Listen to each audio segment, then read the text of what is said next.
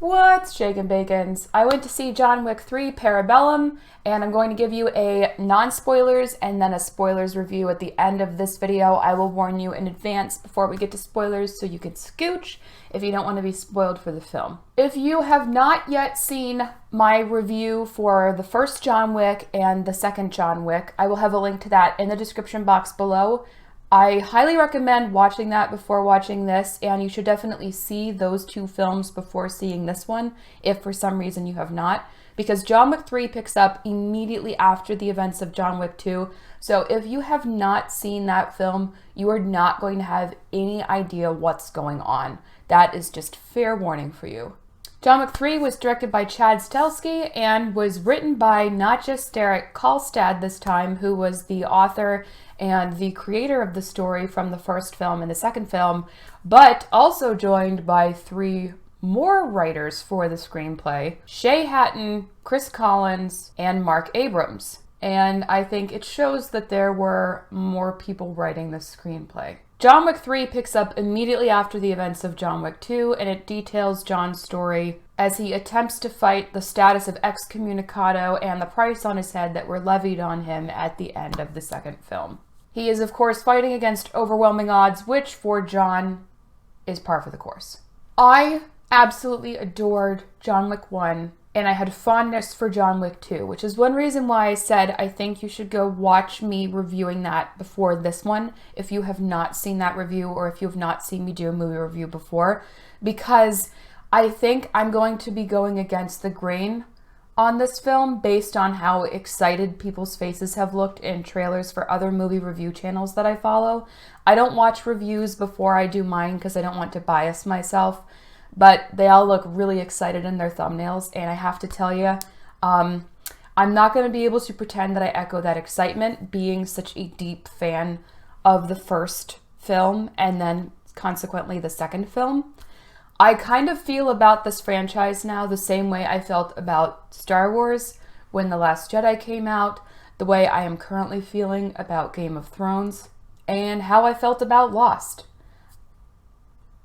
This movie is good if you just want a basic, over-the-top, insane action sequences action film. If that is what you are expecting out of this movie, you're going to like this film a lot. It has some really sick fights, which is usual for John Wick films.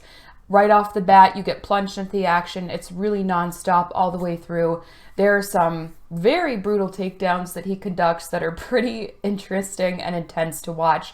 There's one where there's a fight in a library in the beginning that's partially shown in the trailer, and the killing move is so intense that the theater that I was in, which was silent up until that point, simultaneously we all went, and then a couple of people swore quietly to themselves and you could hear it. So it was a pretty intense scene, and there's a lot of fights like that. So if you are definitely into action movies for the sake of pure action and you don't care about anything else behind it, you're going to really dig this film, and it does that well. There is a continued attention to detail that is present in the John Wick films that pulls itself forward into this one as well. You know, in prior films, you could see that John is wearing his wristwatch, and then when he goes to fight, he turns his wristwatch inwards so he can see reflections, and so that it doesn't reflect anything and give him away. There's just very, very intense attention to detail that is found in these films. This one's no exception. There are fights where John's opponents are so heavily armored that he actually has to get up close to them and lift their neck guards or move their visors so that he can actually take them down at all. Just very, very interesting shots and things that they call attention to in a subtle way that makes me appreciate, again, the attention to detail in this movie. The issue is the things that I loved so much about the first film that were mostly carried into the second film are all gone in this one. One thing that I really loved about the first film was how natural the fights felt. They felt unscripted. The action felt like it flowed beautifully. The cinematography and the lighting and the music were just like second to none, and they really did carry through most of that to the second film. And in this one, it feels more like the story was just put together by committee, which it kind of seems like it was, and then watered down from the original version that was presented by Karlstad that we got in the first movie. And some of the scenes and the action sequences are just so unbelievable to the point that they're so over the top you can't buy into them. Previously, in the other two movies, there was some pretty intense, overwhelming fight scenes, but there was not one time when I looked at the fight scenes and rolled my eyes thinking, oh yeah, okay. There's a few of them in this, including some of the scenes with horses, which are also shown in the trailer, so I'm not spoiling anything for you. The issue is, a lot of these scenes, you can see the actors and the stunt people lining up and pre-blocking and preparing to take on the already choreographed fight. And obviously that has to be done if you're filming a movie, but it's obvious in this one. It removes that natural feeling, and the cinematography and the music feel as though they're just trying repeatedly to imitate the first one rather than being an extension of the first one. And it kind of cheapens the overall effect, in my opinion. There's a definite quality difference if you go from watching the first film to watching this one. Even the crazy fight scene in the Continental that you can kind of see in the trailer feels like they just have it in there for the sake of, all right, we had a beautiful crazy setting for the first movie's fight scene, we had the crazy setting for the second movie, so what can we have as a crazy fight scene setting for this movie? Oh, we'll just randomly choose this room in the Continental. It just feels shoehorned in to fit this mold that they appear to have painted for themselves, and I think it detracts overall from the film. In addition to that, there are decisions that John makes in this movie that not only seem out of character based on who we were introduced to him as in the first two films, but that aren't even believable, and then there's a reversal of decision later that is also not believable. The only shred of believability to any of it is the fact that John has to make a physical sacrifice of some sort, which he kind of does in every single movie. But if you have to have your character make a physical sacrifice to make the storyline seem plausible, your writing is starting to suffer, and I really do think, based on what I've seen put forward by Derek Karlstad in the past, that I have to assume that this is because they had so many other people pulling at the different threads of this tapestry, because there's a definite difference in the quality level of how John is written and the way his character is portrayed. This film feels like it is not about John Wick. It feels increasingly like they're just wanting to highlight the universe that he revolves in, this world of assassins, and John Wick has just become this sort of side vehicle that we can follow to explore this world. I'm not sure I'm explaining this well. The movie, to me, no longer feels like it's about John Wick. It feels like it's the multiple writers saying, ooh, this world's so intriguing, we'll just focus on this world. And you've lost the original inspiration for the story that was so clear to me in the first and second films. I can't criticize the actors really in this film. I don't think Halle Berry was particularly strong, but honestly, they were written very two-dimensionally in this movie compared to the prior films. And it's hard for me to say, oh, Halle Berry did a poor job or Keanu Reeves was forgettable, because they were written that way. I think they did the best that they could with what they were given, but I used to feel like the characters in this franchise, unlike many other action movies, were something that had sprung at me living and breathing, and they weren't just flat 2D illustrations. And in this film, it felt to me like the world that they were in itself was 3D, but every single character was flat and two-dimensional and didn't have any of the depth that the prior films had. Really, the standout for me in this movie was Mark Dacascos' character, the Assassin Zero. He was deeply amusing, the humor was gentle that he brought in, it didn't feel over the top, and he really shone in his performance. To me, he stole the entire movie. And when your movie is about John Wick and your main character is forgettable, there's a problem with the writing and there's a problem with the direction of your series. And if your series is going to be about the world of assassins, just make that clear, right? I get it, but you shouldn't be calling the movie John Wick's story when it's not really his story anymore, to the point that John Wick, while we follow him around, almost just fades into the background as a character and as someone with personal beliefs and worries and emotions. I also actually really enjoyed Angelica Huston in this movie. I thought she did a great job portraying her character. I don't want to explain fully who she is in case it spoils anything, but I have to say she and Mark Dacascos were the standouts for me in this film. As a basic action movie, John Wick 3 is great, but it does not have the same depth that the first did and that the second mostly captured. And that was one reason why I loved John Wick so much.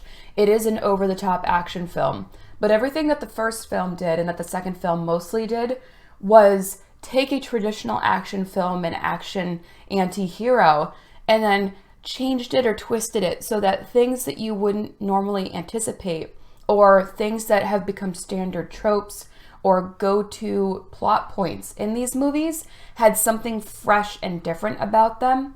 And in this third film, it appears that they have not been able to recreate that. And this third film honestly just feels like every other action movie out there. And to me, it's very clearly tied to the writing. I think that the writing just wasn't there for this film. So in this case, this is one of those situations where my movie rating scale rated this higher than I personally feel about the film. But again, that's why I have the movie rating scale that I do. It's so I can be as unbiased as possible. So while I'm not a fan of this film in the context of its predecessors, especially considering the high bar set by them. However, as a standalone film, based on the criteria I have for my movie rating scale, we've got a fair amount of bacon in the pan for this. It is enjoyable as an action film, and if you like action movies, you should go see it, but we don't have an overwhelming surplus of bacon on our hands here. Now it's time for spoilers! So if you don't want to be spoiled for this movie, you best scooch so you're not spoiled, because I'm going to jump right into it. The main trajectory of this film is John wants to use his ticket to go and find the elder, who is the person apparently who sits above the high table, and beg for his life and find out what he can do to have the excommunicado and the price on his head removed. He first has to go find Halle Berry, who owes him a favor. They go meet with Bronn from Game of Thrones, who then instigates a fight and gets his junk chewed off by Halle Berry's dog. Then John Wick goes walking through the desert to find the elder, at which point we have the elder on screen for what felt like 5 seconds, and John's "I'll go back to working for you" and chopping off his own finger was a decision that wasn't really believable, nor was his explanation of his own motives. He wants to stay alive for the memory of his wife. That seems in line with his love for her, but in terms of having a believable motive that we can build on, it doesn't seem to make a lot of sense. And honestly, if he hadn't chopped his finger off, it wouldn't be a believable twist in the story at all. So his goal is to go to kill Winston, who until this point has been an ally for John.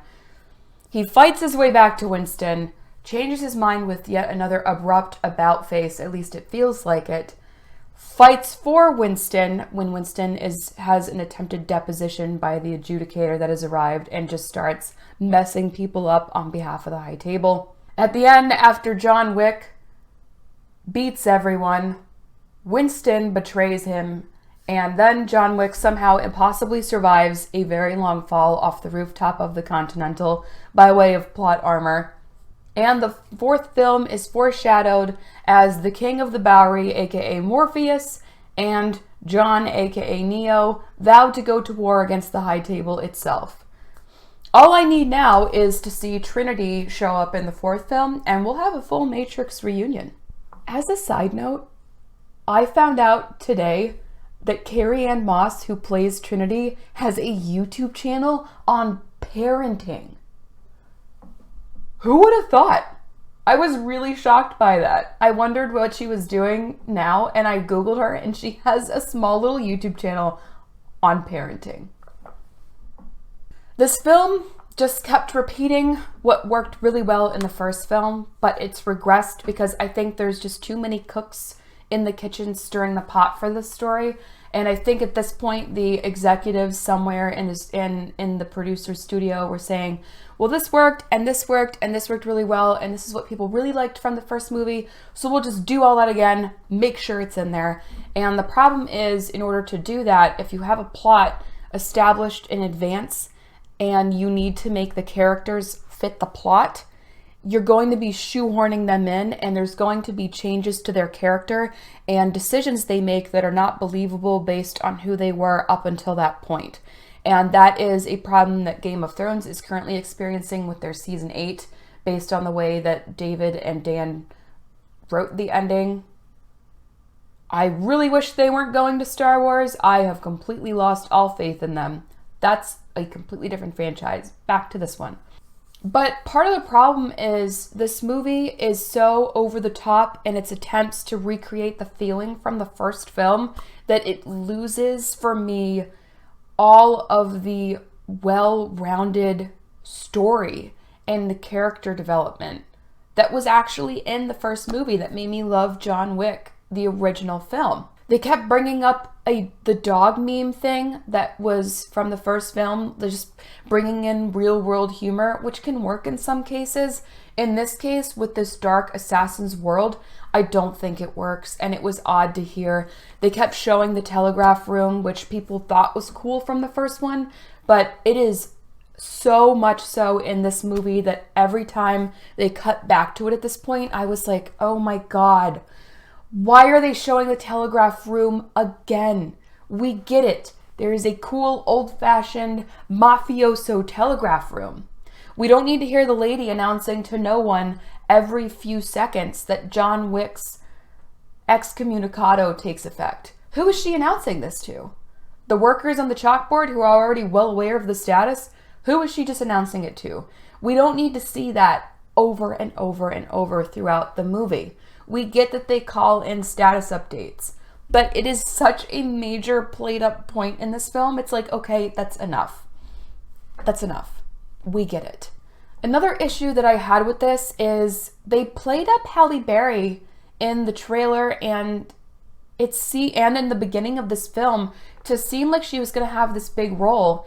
And then she's on screen. She's got some really cool fights. I loved seeing the dogs in action. We don't normally see like animals fighting like that, and I think for the most part these were real dogs. I wondered if they were like police trained dogs, because it was really neat to see her fighting with her attack dogs on point, and it reminded me of police dogs because those things will not let go of someone until they get a signal, and these dogs went after their enemies in these scenes, and you could see these dogs were not stopping, and it was really interesting to watch that element of the fight, and it was cool, and I understand why they featured her and the dogs for as long as they did, but at the same time, there was really long segments of the film where I would be watching Halle Berry, and it was just a focus on her, and it looked like she was alone in this area, and she was very clearly being set up to face these people one at a time,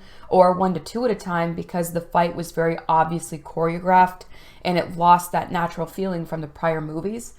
And you'd be watching this and just kind of looking in the background like, where's John and all the other dudes that we saw earlier? And it would linger on her for so long, and then you get a brief cut to John, who presumably is what the film is, the film's main character, and then cut back to Halle Berry. So all this time, with her backstory, with her daughter, and the favor John did for her, and the play up in the trailer, I thought she was going to be a major part of this film, and then she just is gone.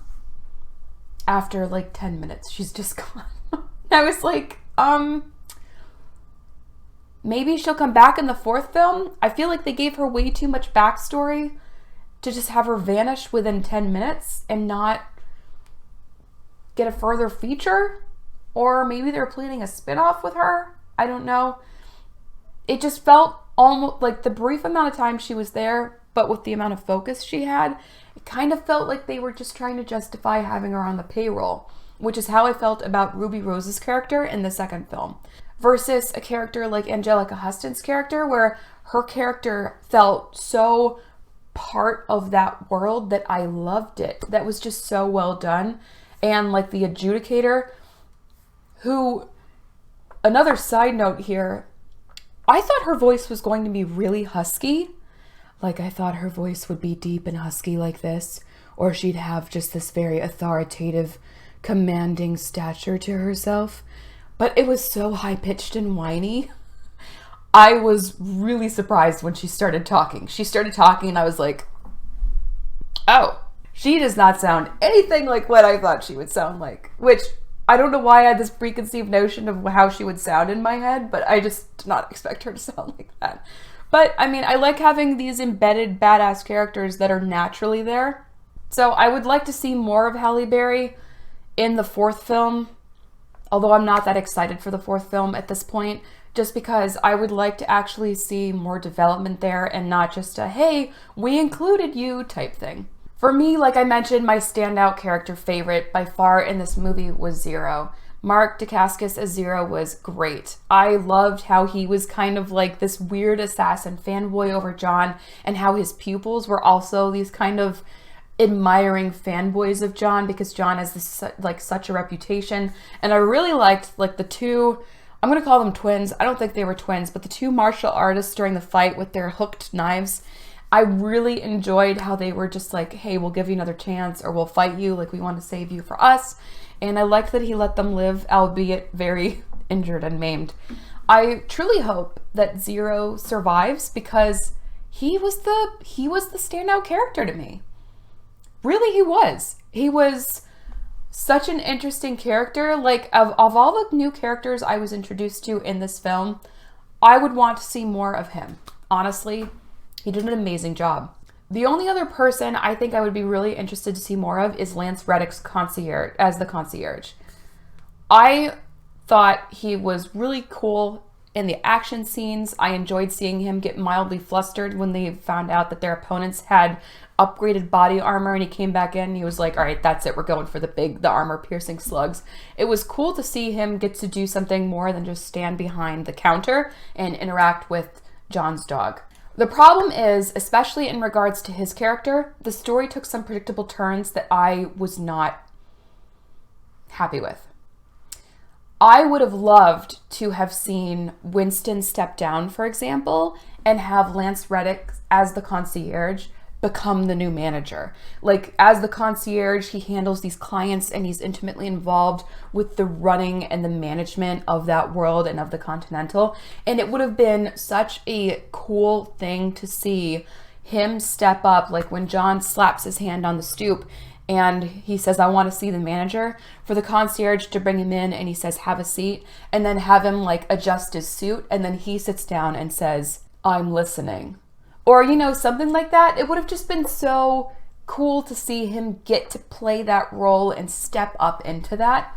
And in addition to that, what would have been very interesting and what I was hoping was, I didn't buy the Elder as being this random dude out in the desert, which he obviously is at this point, and there's not a problem with that character per se, but I thought with all the buildup they were giving for the character of Winston, that what was going to be actually happening is that Winston is the Elder, and I thought that the High Table would be attempting a coup against him and using John Wick's behavior as an excuse to do that.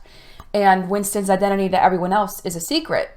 So I honestly thought that that was going to be a really interesting turn that the story took, and I think that would have added that layer and that depth of character development and interest, not just to the role that John's playing in this, but it would have added an enhancement, I think, to the world of these assassins, where your head assassin leader is hiding in plain sight, if you will.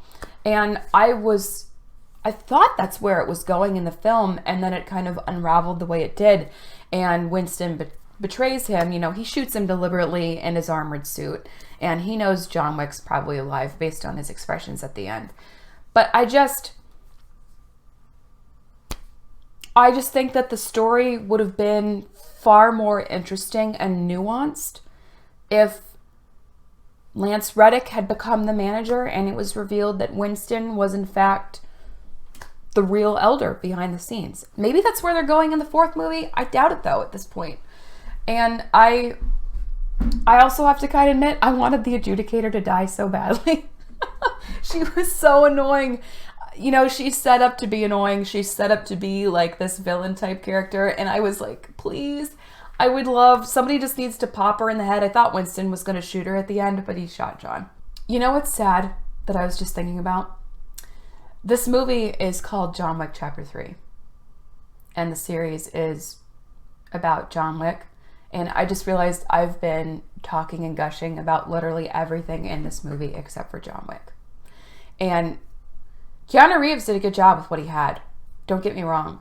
But I don't think that they did a great job making this about John Wick. It's not about John anymore. It really is them wanting to explore the world that he is in and not him as a character. I mean, it's kind of sad when your story is purportedly about your main character, and then I just realized I've done most of a movie review and I haven't even thought about it. I think their focus on building up the universe has completely dominated this franchise at this point. And honestly, it's sort of ruined my enthusiasm for the fourth film because it's not about John Wick anymore. John Wick as a character is what made me excited for this franchise, and it's not about that at this point. And I have to feel like, again, I don't have any background to what's going on, but I kind of feel like Derek Kolstad's original vision has been washed over at this point to pander to the taste that these Hollywood executives have been making lately. They're making a bunch of decisions that are formulaic, that they think are going to succeed. And honestly, it's just more of the same. It's when you do something different and you take risks like the first John Wick took, that you're going to have a smash hit and a cult classic like that film has become. And this film to me does not feel at all like the original. It has the same characters in it, and it has a lot of action, and it's got some fancy lighting, and it's got some fancy cinematography, but is it like the first one? No, I don't think so. So that's my opinion. That's how I feel about this movie. You know, on paper, this is a great action film. It got a fairly good rating for me. There's a fair amount of bacon in the pan. But for me personally, I have just been so let down by the writing in Hollywood lately. And it saddens me to see this film be yet another one of these movies that has fallen into this same category, where there's a decline in the writing because they're trying too hard to play it safe or to use the same established formula. What did you guys think about this movie? Did you like this as much as you liked the first one? Do you like the way that they're heading? Let me know. I kind of don't. I kind of don't want to see the fourth one now. I will, but I'm kind of sad. Anyway, I hope you're all doing amazingly. I still have not had time to see Pokemon Detective Pikachu. I'm so sorry. And I am well aware I am very delayed on my Star Wars Revenge of the Sith review. I promise I have not forgotten about that. Again, my life's been hectic lately. I promise I've not forgotten. I'm hoping that I will be able to get more time soon, that I can start getting back into this stuff. But regardless, let me know your thoughts on John Wick 3, and I will catch you later, Bacons.